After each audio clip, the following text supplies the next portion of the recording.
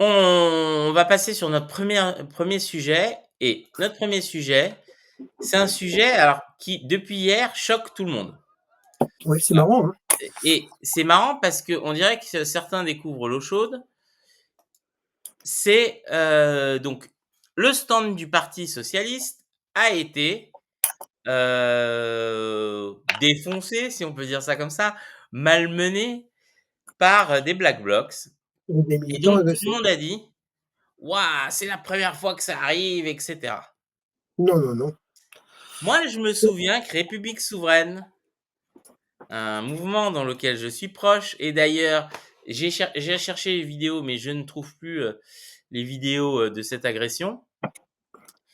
Euh, on s'était fait démonter notre Barnum, même brûler le Barnum, si je ne me trompe pas, devant l'œil des CRS goguenards, probablement par des groupes similaires, sous prétexte, sous prétexte que la cocarde, pour eux, était un symbole fasciste à cause de la cocarde étudiante. On leur a rappelé que la cocarde était un symbole révolutionnaire, mais ça ne marchait pas. Et donc, les agressions par certains qui confisquent la rue, ça existe. Je me souviens, je crois, c'est toi, Eric, avec des jeunes lors d'un défilé dans le sud. Oui, Il y a eu une agression violente contre un des jeunes oui, qui oui, était au point à la limite américain. de la tentative de meurtre. Au point américain, bon, des gens qui ont été, qui manifestement ont été identifiés, hein, puisqu'il y avait des photos que où j'ai pu reconnaître. Des gens qui étaient aussi équipés de barres de fer, qui étaient, bon, voilà. Effectivement, bon, on sait quel groupe c'est. Donc c'est marrant parce que manifestement, le PS s'est fait agresser hier par des gens avec lesquels ils ont défilé. C'est rigolo. Mais quand on avait eu l'agression à Toulouse, je sais qu'ils avaient essayé, alors sans succès, de s'en prendre aussi au PCF. Oui, d'ailleurs, Donc Roussel, c'est fait tout le souvent. monde découvre. Ah oui, mais au PCF, dans la même manif, hein, à Toulouse. Donc globalement, c'était quelque part, on avait l'impression que c'était des gens qui étaient envoyés pour faire les courses ou régler les comptes pour une autre pour une autre organisation politique, mais qui ne pouvaient pas y aller directement, quoi. J'ai vraiment eu cette impression-là. Mais bon. Ce qui est sûr, c'est que je vais essayer de retrouver la Alors vidéo. effectivement, on disait, c'est Hugo Jules qui dit: «Avant au PG LFI, on passait notre temps en bagarre contre les autonomes et Ah les ben Black voilà, Blocs». Ouais, je crois que ça a un peu changé là. j'ai retrouvé, euh, je vais vous partager la vidéo en question. Tac. Alors, un instant. Voilà. Alors. Donc ça, c'était. Et donc on voit Georges là qui s'était pris un coup. Moi qui essayais de retenir. Voilà. Donc, je sais pas si c'était très clair, mais donc le Barnum, il a disparu. Les drapeaux s'étaient fait. Tous, ils avaient tapé, on avait deux, trois personnes âgées, ils ont tapé les personnes âgées qui étaient avec nous. Tout ça, donc c'était en 2020, donc Mmh début mh. janvier 2020. Et Ça posait pas de problème au PS à l'époque. oui, c'est ça. Bon, il y a très peu de gens qui. Natacha Polony avait écrit un article sur nous. Tout à Il fait. y avait très peu de gens qui. Et au final, Bon, c'était totalement gratuit. Et le pot secondaire, c'est que ça m'avait donné l'idée qu'il fallait rejoindre, République souveraine. Donc c'était pas une bonne idée, hein, parce que je pense qu'il y en a d'autres qui ont été aussi motivés par ça. Enfin motivés, voilà. Donc bon, c'est vrai que bon, c'est vrai qu'il y a un petit problème, mais alors, le problème qu'il y a notamment à gauche, ça me fait penser à cette histoire du pasteur allemand qui expliquait lorsqu'ils sont venus prendre les juifs, j'ai rien dit parce que j'étais pas juif, lorsqu'ils sont venus prendre les communistes, j'ai rien dit parce que j'étais pas communiste, etc. J'ai un peu l'impression que c'est la même chose qui se passe à gauche, c'est-à-dire qu'en gros, on se dit, ah, ils sont dans le camp du bien, alors au départ, ils sont dans le camp du bien, ils agressent les autres qui sont dans le camp du mal, donc c'est bien, c'est cool. Donc on dit rien, et à la limite, on prodigue de discrets encouragements. Puis un jour, À force, on se retrouve, à faire partie du camp du mal. Alors parce que quelqu'un l'a décidé, on ne sait pas où, on ne sait pas qui, ou on a une petite idée, mais voilà. Et du coup, bah, effectivement, on se retrouve avec un système où, ben, tu n'as plus de, tu fais aussi partie des victimes de gens qui ont des méthodes qui s'apparentent, mais qui clairement, ben, à celles du fascisme, hein, très clairement. C'est-à-dire, ça me fait penser à ce mot de Pasolini qui disait que en fait, le fascisme, le nouveau fascisme, ne ne aura forcément l'étiquette d'antifasciste. Et globalement, c'est à peu près ça qu'on y est. Donc tous les prétextes sont bons, hein. Je veux dire, c'est pas le sujet. Tu auras toujours un motif pour décider que. Et alors, moi, je me rappelle, j'avais connu des gens qui étaient dans la mouvance autonome et Antifa dans les années 80, hein, qui étaient des gens avec qui je discutais très facilement et qui étaient des gens sympas par ailleurs. Ils en étaient pas sur des trucs aussi délirants. Mais il y avait quand même cette dimension un peu masculiniste de, on est des bons hommes, on va avoir une belle action, bien, comment dire? Bien symbolique, et on va montrer qu'on en a. C'est un peu ça le truc. Je suis monté à la baston, donc ça veut dire que j'en ai. C'est un trip vraiment masculiniste, et puis qui passe avec le temps, hein, mais après il y a une nouvelle génération qui arrive et qui a besoin de faire ses preuves Mmh. et puis, bah, Ouais, qui il faut s'invente savoir que des principes, hein, des nouveaux trucs, des nouvelles, luttes à avoir, de nouveaux ennemis à agresser parce qu'à un moment donné, ben, ça devient compliqué d'en trouver.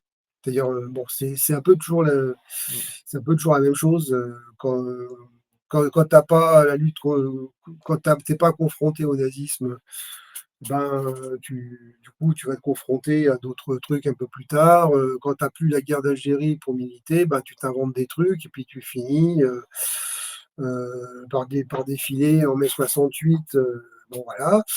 Et puis après, bah, tu rêves à la guerre de mai 68, donc tu vas jeter des pavés sur un CRS à n'importe quelle occasion, et cetera, et cetera.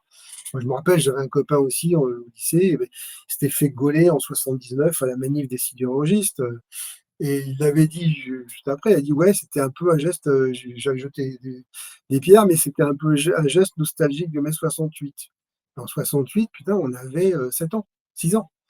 Donc la non, mais tout à nostalgie, fait. enfin Sur voilà, c'était on l'a vu, hein, au début des manifestations de gilets jaunes, il y avait des gens très exaltés qui n'avaient pas participé à des manifs et qui d'un seul coup avaient l'impression que, bah, tu es en manif, il faut casser des trucs en fait et oui, qui oui, se faisaient gauler, très facilement parce qu'ils étaient pas aguerris.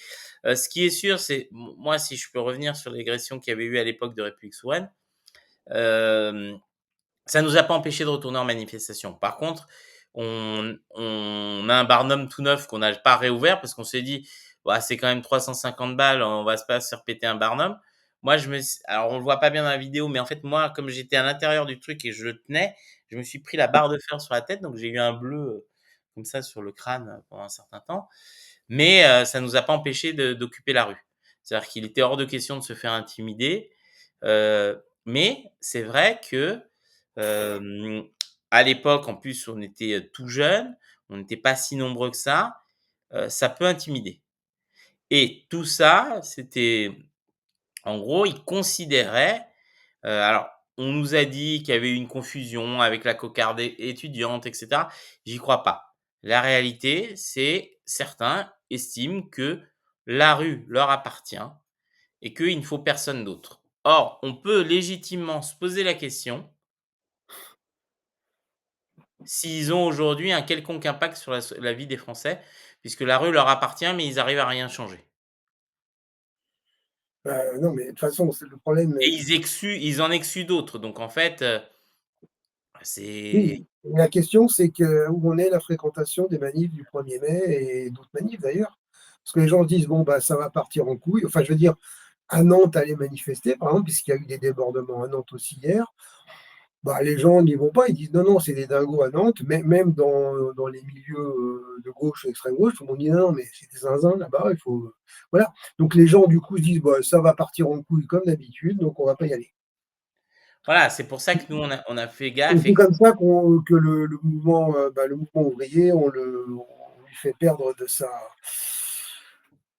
sa vivacité et de sa motivation parce que pourquoi aller se mêler à des gens, qui fonctionnent comme ça? C'est toute la question, hein.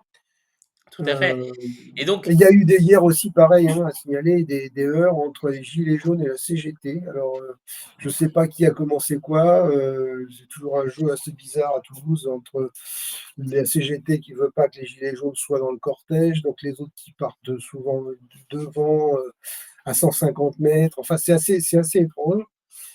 C'est bon, c'est un jeu c'est un petit peu un jeu à la con où bon, on se fait plaisir, on travaille sur du symbole, mais il se passe rien, quoi. Enfin, voilà. non, non, mais tout à fait. Non, mais c'est important parce que là, ce qui moi me choque, c'est d'un seul coup, ça touche un grand parti, le Parti socialiste. Ah! Tout le monde est choqué. Quand ça touchait Fabien Roussel, les gens avaient l'air de pas s'offusquer. Quand ça nous a touché nous et plein d'autres, hein. Je sais que les gens de Solidarité Progrès aussi avaient été agressés en manif. Il y en a plein qui avaient été agressés. Personne ne bronchait. Alors, nous, on avait, on a suite à ça d'ailleurs, du moins des gens de République Souveraine suite à ça, ont créé un service d'ordre justement pour éviter que ce genre de choses nous arrive à nouveau et on a fait plus attention. Mais oui, non, c'est on voyait que et à l'époque, les attaques venaient, plus des gens, de la France insoumise, ils ne supportaient pas qu'on puisse remettre en cause le mantra, du chef.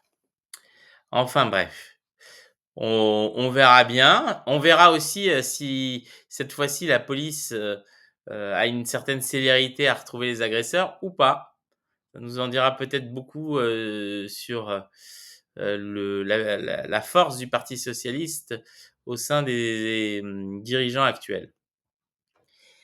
On va changer de sujet et donc il y a quelqu'un, donc une des politiciennes que je déteste le plus, alors ce n'est pas celle qui est sur la photo, je tiens à le dire, mais c'est Amélie de Montchalin, qui dit d'un seul coup: «Bon quand même, les ce qu'on commande, chez Shein et Temu, il faudrait taxer» parce qu'ils se rendent compte que c'est un peu, problématique, qu'en gros on a un dumping, que finalement, même si, d'un côté il dit: «Ah Trump il a émis des taxes de douane, c'est pas bien», mais ils disent: «Ce serait bien quand même de mettre des taxes de douane sur les Chinois» et donc ils proposent donc c'est je vais vous dire, l'objectif est de faire payer aux importateurs, aux plateformes et non pas aux consommateurs un petit montant forfaitaire sur les colis et donc avec des contrôles renforcés et cetera. Mais ce que madame Montchalin ne dit pas et d'autres, c'est que pour faire des contrôles, il faut des douaniers. Des douaniers, il y en a plus. Merci qui? Le gouvernement Emmanuel Macron qui a détruit complètement les services de douane. Alors j'ai perdu Eric, je ne sais pas où Eric est. Heu et l'autre chose et parce que sinon, comme on dit, le rire vient toujours à répétition avec les macronistes, c'est que les colis Shein et les colis Temu arrivent à Francfort ou à Rotterdam dans Schengen. Donc c'est les pays d'entrée qui doivent taxer. Or, ces pays d'entrée font que ces colis passent par des plateformes logistiques européennes, même si elles appartiennent à Temu et cetera. Ce qui fait que quand c'est expédié en France, c'est expédié par une entité européenne. Donc, je suis très, très, très curieux de savoir comment madame de Montchalin, peut-être elle va aller elle-même au port de Rotterdam et quand elle sera au port de Rotterdam, elle va contrôler tous les petits colis avec parce que bon, il y a pas de douanier, donc va bien falloir quelqu'un avec vu qu'on économise, peut-être c'est elle qui va contrôler, je ne sais pas. Ce qui est sûr, c'est que ça Bref, il faut faire quelque chose, effectivement. Et si on était face à des politiques intelligents, alors j'ai vraiment perdu Eric. Hem, Eric, es-tu là? C'est ton âme qui t'appelle, ta conscience. Non, ça marche pas, vous voyez? Donc ce qui est ridicule dans cette histoire, c'est que oui, il faut faire quelque chose, mais s'ils étaient intelligents, ils diraient à Temu ou à Shein: «Bon, bah, vous voulez continuer à vendre vos produits ici, vous créez des usines en France, vous créez, heu, des centres logistiques en France» et là, ce serait intelligent. Déjà, ça créerait de l'emploi. Alors c'est OK, c'est peut-être pas de l'emploi très forte valeur ajoutée, mais au moins ça créerait de l'emploi que, et ça ferait quelque chose. Là, juste, on va essayer de dire qu'on va taxer des quelque chose dont on a nous-mêmes sabordé les moyens de contrôle. Donc je serais curieux de savoir comment ils vont faire. On verra bien. Mais bon, j'ai l'impression qu'Amélie de Montchalin comme, Aurore Berger et Olivia Grégoire, c c'est plutôt des sources, d'énergie non renouvelables. D'ailleurs, je pense que c'est l'énergie perpétuelle parce qu'elles ont une capacité à brasser du vent. Franchement, moi, je serais Siemens ou les fabricants d'éoliennes, je les étudierais parce qu'il y a un truc improbable dans le brassage du vent d'énergie perpétuelle. Ouais, je vois qu'Hypatie dit, «Depuis les années 90, je me demande comment il se fait qu'on peut commander sur internet sans droits de douane. Est-ce qu'il se réveille maintenant?» Alors ce qu'il faut savoir, c'est que pour les droits de douane comme, pour les impôts, il y a un montant, une valeur en dessous de laquelle ça vaut pas le coup. Ça coûte plus cher à recouvrer en logistique et cetera que, bah, que de rien faire, tout simplement. Ça se joue à ça, mais c'est la même chose, voilà, hein, c'est la même chose pour les impôts. Il y a un moment donné, il y a, heu, pour récupérer de l'argent, ça coûte de l'argent, tout Mmh. bêtement. Et c'est Oui, mais pour ça, cette histoire de franchise de TVA, par exemple, dont on a pu parler, ces derniers temps, c'est exactement le même sujet, hein. C'est-à-dire, c'est qu'en gros, ben, en dessous de 25 000 là maintenant, mais avant, c'était un peu plus haut, on se disait: «Bon, de toute façon, ça va coûter, plus cher à récupérer le pognon qu'à le demander. Donc autant laisser, le système fonctionner comme ça». oui, mais C'est c'est un peu c'est ça. important ce que tu dis.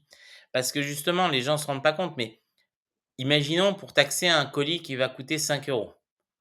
Même si Mmh. on taxe à 20, c'est Ouais, bah, un ça euro. fait oui. 1 €. Si le douanier, il doit ouvrir le colis, Moi, je vois plus, enfin, c'est plus comme ça. non, mais il doit le contrôler. Mais non, mais A tout priori. simplement, il suffirait que ça soit déclaré en centre de dédouanement. Oui, En non, fait. mais Mais le mec qui va être dans le centre de dédouanement, bah, ça coûte un salaire, enfin un traitement en l'occurrence, ça coûte, des cotisations sociales aussi, bon bref, donc du coup, il faut aussi des bureaux, de d'électricité, enfin il faut que ça l'ensemble marche. Donc il faut que tout l'ensemble de ces coûts-là soient, suffisamment, suffisamment en deçà de ce qu'on va récupérer en ce faisant. Mais c'est exactement, je le répète, c'est exactement la même chose pour l'impôt. mmh. Mais alors Hippolyte dit: «Il faut le faire à l'achat». Oui, mais quand la plateforme est chinoise, tu fais comment? Ils ont aucune obligation de collaborer. Non, Donc le truc, c'est pour ça que moi je pense que la position intelligente, c'est pas taxer, c'est de les encourager à mettre des plateformes en France. Comme ça, de facto, ils seront obligés de faire payer TVA et nous, on pourra contrôler, tout bêtement. C'est d'imposer, une loi qui existe dans beaucoup de pays du monde. Quand tu veux faire du business avec mon pays, tu es obligé d'avoir une filiale dans mon pays où les revenus de mon pays vont dans cette filiale, que cette filiale est dirigée par un natif et cetera. C'est aussi simple que ça. Le Brésil l'a pratiqué pendant très, très longtemps oui, et donc Carrefour au Brésil est dirigé par un Brésilien. Et donc et avec, une société qui, même si elle renvoie des bénéfices, l'argent passe en premier, il part pas à l'étranger. Mais le problème, c'est que nous, comme avec le libre-échange et cetera, on a tout ouvert, voilà. Donc Disons ce qu'on a qui est été sûr d'une, grande naïveté sur le libre-échange. On est beaucoup plus libre-échangiste que, d'autres partenaires. Les États-Unis trouvent le moyen de pas être si libre-échangiste que ça. mmh. Ça a beau être le comment dire? L'idéologie officielle, dans la pratique, ils savent très bien s'en abstenir. Heu et pareil, pour les Chinois, c'est-à-dire qu'ils arrivent à te mettre aussi des embûches administratives, s'ils veulent pas que tu t'implantes trop. Donc il y a un peu ça. Le vrai sujet qu'on peut avoir sur des plateformes comme Temu et d'autres, hein, c'est que souvent, en fait, c'est la valeur de base du produit qui s'apparente clairement à du dumping, c'est-à-dire qui est sous-déclaré. Mais on se Alors récupère, beaucoup après alors sur la masse, d'une part, mmh. parce que comme c'est pas cher, cette la petite merde, bah, tu en achètes, 3, ou 3 trucs à côté que tu as vu passer et puis aussi se rattrape aussi sur les frais de livraison qui partent d'une plateforme, hein, en Allemagne, enfin n'importe où, hein. C'est pas le Voilà. Donc du coup, voilà, moi je sais que ça Temu, c'est un truc que j'ai découvert il y a pas très longtemps qui me laisse quand même très perplexe, honnêtement sur le fonctionnement de leur modèle économique. Oui, ben ils sont dans la Heu même logique qu'Amazon. Ils veulent, gagner des parts de marché Oui, et je pense que c'est ça. En fait, ils font du dumping pour prendre le marché. C'est ce qui avait été fait sur les panneaux solaires, hein, d'ailleurs, par donc alors d'autres pays chinoises, hein. Il y a plus de panneaux solaires, quasiment en Europe parce qu'ils ont asséché le marché, ils ont fait plonger le truc pour qu'il y ait plus de concurrence. Heu, ils ont ils alors étaient juste pour te capables de dire, perdre beaucoup dans un premier temps pour gagner beaucoup après, voilà. il y a un commentaire donc de Franfran 57 qui dit, frais de douane, vérification statistique, un colis sur 1000, si problème, forte amende. Alors, je viens de faire un calcul rapide par rapport au nombre de colis qui circulent en France. C'est juste pas possible. Parce que un Non, sur 1000, donc il y a environ 3,2 millions de colis par jour en France. non. 1 sur 1000, ça fait 32 000 colis à contrôler par jour. C'est On a peut-être plus un container sur 1000, mais pas un colis sur 1000. Ouais, on n'a pas de douaniers pour faire ça. On n'a pas la main-d'œuvre. Il y a plus Ouais, assez de douaniers. Donc oui, théoriquement, sur le papier, ça semble une bonne idée et donc aujourd'hui, on est sur des ratios bien, bien plus faibles et comme tu dis, sur du container parce qu'au niveau du produit, on peut pas. Maintenant, heu, c'est la problématique, sur cette question-là, c'est alors je suis d'accord avec Jean-Pierre Leroux, c'est le royaume du consumérisme. Mais la réalité, c'est qu'aujourd'hui, les jeunes, tout le monde consomme comme ça. Donc moi, je non, suis pas obligé. Non, essayer de pas faire Non, mais c'est pas vrai, faut pas une généralité. C'est-à-dire globalement, c'est parce il que y tu es a vieux, toi.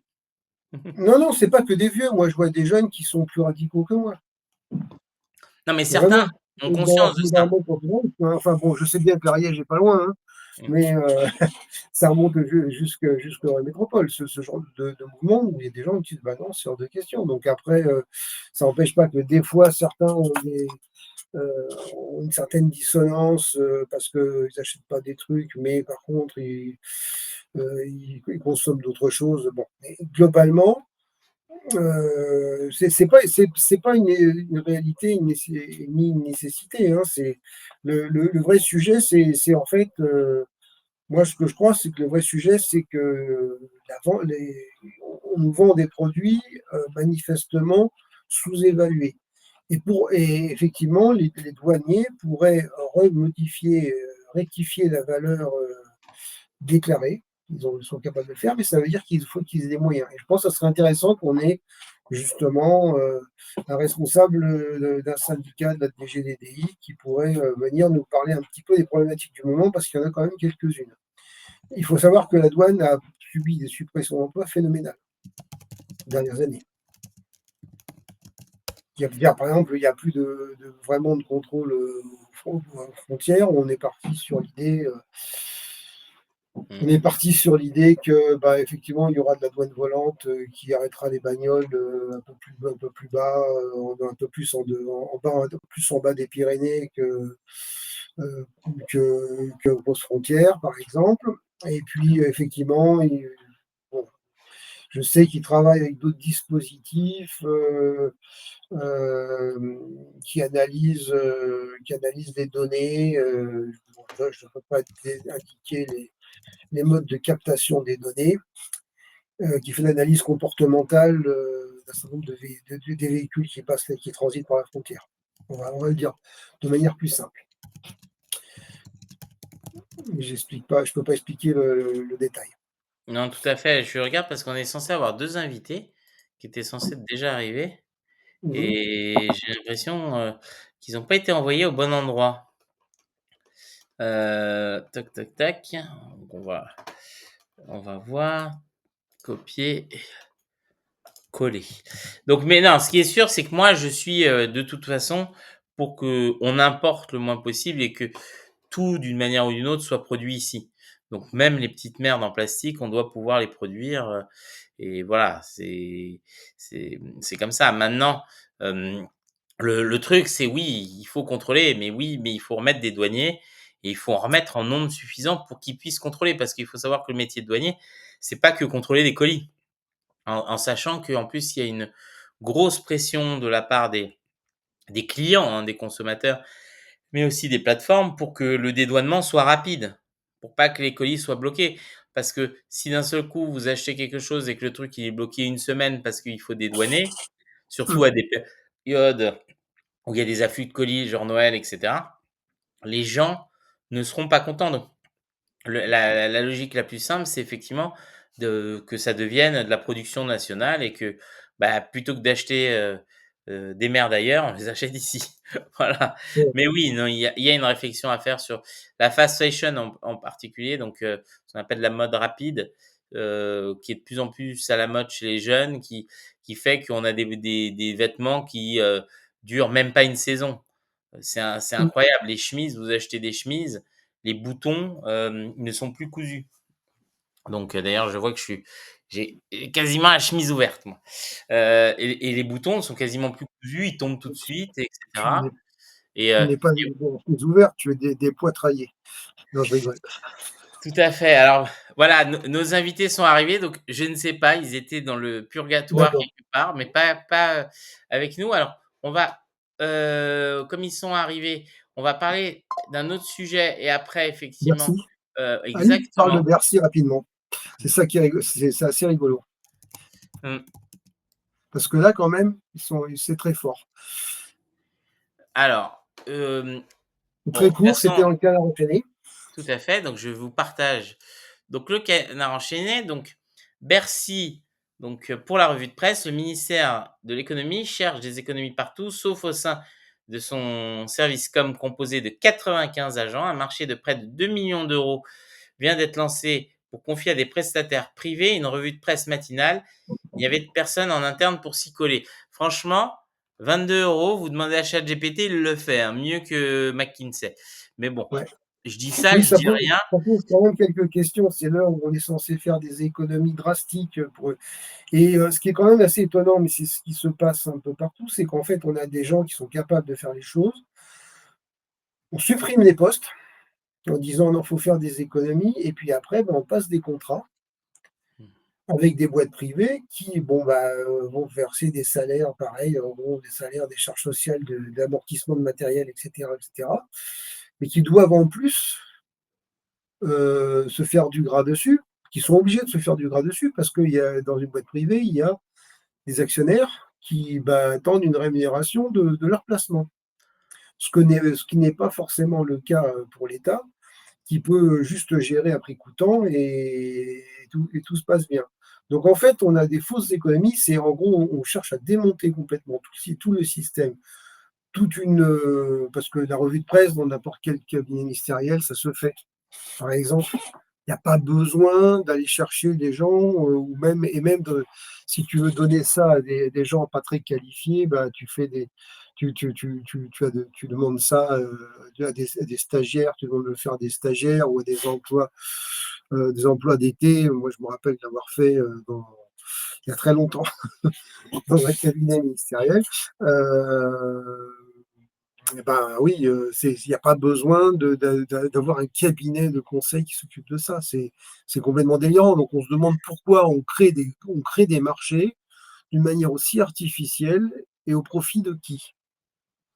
Non mais Eric, tu comprends pas, les 95 Je comprends très bien, je crois. les Mais je peux pas dire ce que 95 j'en pense. bonhommes qui sont là-bas, et c'est déjà tous des emplois fictifs, donc il faut bien qu'ils trouvent un mec pour la faire, la revue de presse. Oh non, non, non, non, non, non, Bercy, il y a Bercy, honnêtement, non, Non mais ils je en te font parle de dans la le com, hein. service com de Bercy. Non, mais de service com, ils font de la com en interne, ils font de la com en externe. Là, tu t'imagines pas. Non, non. Là, tu imagines pas, il se passe plein de Non, non choses mais parce que c'est un sarcasme. Bercy, c'est plein de choses. C'est la douane, bah, c'est tout ce qui est ministère des Finances, c'est tout ce qui est aussi Mais là, l'aide Eric, aux entreprises, etc. tu Et deviens puis, non, non, c'est corporatiste tout le parce que monde, hein. c'est ton ancienne maison, donc tu vois, je sens Non, tu non, tu non, non, non, tu non, les c'est pas défends. ça. C'est que globalement, même en interne, ils arrivent à te noyer sous l'info. Non mais je sais, je sais. Non mais en vrai, on sait très bien C'est-à-dire que qu'il non, il y a des mecs qui bossent, mais bon, alors après, la question, c'est la pertinence, et cetera. Mais pour une revue de presse, c'est quand même pas compliqué, quoi. Je veux non dire, mais de il y a c'est quand même plein, étonnant. plein de trucs comme ça qui sont moi, tu sais que c'est un de mes combats, de supprimer les délégations de service public parce que justement on voit, l'argent, consommé, pour, ce genre de choses avec une perte énorme d'argent. Argent qui, aurait mieux fait d'aller dans la sécurité sociale ou l'hôpital, qui lui manque dramatiquement de moyens, la santé et justement, ça me permet d'enchaîner parce qu'on va avoir, un échange On très parlait un peu de intéressant santé. Ouais. exactement, avec 2 intervenants sur un vrai sujet de société. Donc on revient juste après, la pub, mais oui, on va surveiller cette histoire de Bercy parce que moi, je serais très curieux de les lire, les revues de presse, parce que 2 millions d'euros, moi, je pense, franchement,